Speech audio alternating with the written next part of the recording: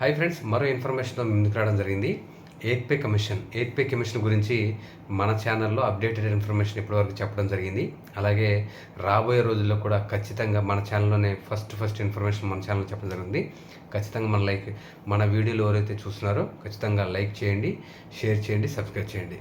అలాగే eighth pay commission ఇప్పుడు ఒక అప్డేటెడ్ ఇన్ఫర్మేషన్ అయితే మరి కేంద్ర ప్రభుత్వ ఉద్యోగులకు అలాగే పెన్షనర్లకు దాదాపు 1 కోటి మంది ఎవరైతే ఉన్నారో వీళ్ళందరికైతే ఒక అప్డేటెడ్ ఇన్ఫర్మేషన్ అయితే ఇచ్చింది. ఏదైతే మరి మే 31 వరకు సలహాలు సూచనలను మరి ఇస్తున్నారో అప్పటి వరకు ఉన్న డేట్ను దాదాపు జూన్ 15 వరకు అయితే పొడిగించడం జరిగింది. మరి దేశవ్యాప్తంగా ప్రధాన పట్టణాల్లో కూడా మరి ఎయిత్ పే కమిషన్ అక్కడున్న ఉద్యోగ సంఘాలతో అలాగే పెన్షనర్ల సంఘాలతో కూడా మీటింగులు ఏర్పాటు చేస్తున్న సంగతి మనకందరికీ తెలిసిందే.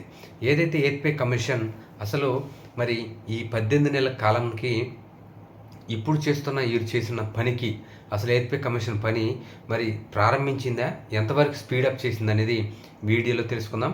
ఏదైతే మరి ఇప్పుడు ఎయిత్ పే కమిషన్ అనుసరిస్తున్న రంజనా ప్రకాష్ గారి దేశాయ్ గారి ఆధ్వర్యంలో మరి ఆయోగ్ భవన్లో చేస్తున్న వర్క్ స్పీడప్ చేసిందని, అలాగే రాబోయే రోజుల్లో ఖచ్చితంగా ఇది మరింత స్పీడప్ అయ్యే అవకాశం ఉందని కూడా ఉద్యోగులు పెన్షనర్లు భావిస్తున్నారు. ఎందుకంటే 2027 ఏప్రిల్ వరకు ఈ యొక్క 8వ పే కమిషన్ కాలం మరి నిర్ణయించిన సంగతి మనకందరికీ తెలిసిందే.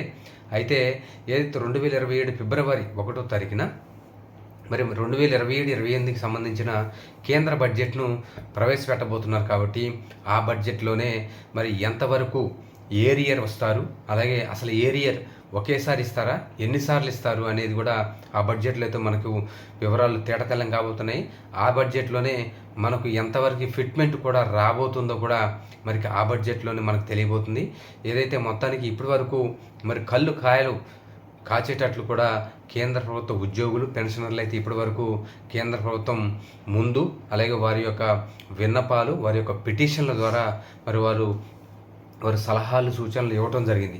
మొత్తానికి ఎయిత్ పే కమిషన్ అనేది మరి ఇప్పుడు చేస్తున్న పని అనేది కొంచెం స్లోగా ఉన్నా కానీ రాబోయే రోజుల్లో మరి యూపీ ఎన్నికలు అలాగే రాబోయే పంజాబ్ ఎన్నికలు 2027 జరగబోయే 5 రాష్ట్రాల ఎన్నికలను దృష్టిలో పెట్టుకొని చాలా స్పీడప్ చేసే అవకాశం ఉందని కూడా విశ్లేషకులు భావిస్తున్నారు.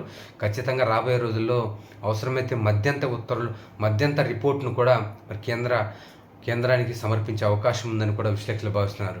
మొత్తానికి ఆర్బీఐ, కేంద్ర ప్రభుత్వం అలాగే ఎయిత్ పే కమిషన్ కొంతమంది సభ్యులు కూడా మరి ఇప్పుడు ఈ 3 డిపార్ట్మెంట్లు కలిపి కూడా అక్కడ డిస్కషన్ జరుగుతుందని, అలాగే కేంద్ర ఆర్థిక మంత్రి నిర్మలా సీతారామన్ గారితో కూడా 2-3 సార్లు మీటింగ్ ఇప్పటికే జరిపారని, అవసరమైతే ఈ ఎలక్షన్ లోపులోనే అంటే ఈ ఫిబ్రవరిలో జరగబోయే 2027లో ఈ 5 రాష్ట్రాల ఎలక్షన్ కంటే ముందుగానే మరి కమిషన్ రిపోర్ట్ ఇచ్చే అవకాశం ఉందని కూడా విశ్లేషకులు భావిస్తున్నారు.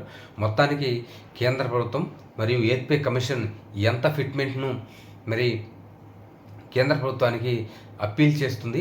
అలాగే ఇప్పటికే మరి రైల్వే కానీ అలాగే మరి సెంట్రల్కు సంబంధించిన పారామిలిటరీ ఫోర్స్ కూడా కానీ ఖచ్చితంగా మాకు ఓల్డ్ పెన్షన్ను అలాగే అప్లై చేస్తూ భారీగా ఫిట్మెంట్ పెంచాలని, అలాగే మరి 1 నుంచి దాదాపు 12వ పే స్కేల్ వరకు మరి 1 నుంచి 6, 6 నుంచి 8, 8 నుంచి 12 పే స్కేల్ వరకు విభజించి మరి ఫిట్మెంట్ ఇచ్చే విధంగా మరి నిర్ణయం తీసుకోవాలని ఎయిత్ పే కమిషన్కి అయితే సలహాలు సూచనలు ఇవ్వడం జరుగుతుంది.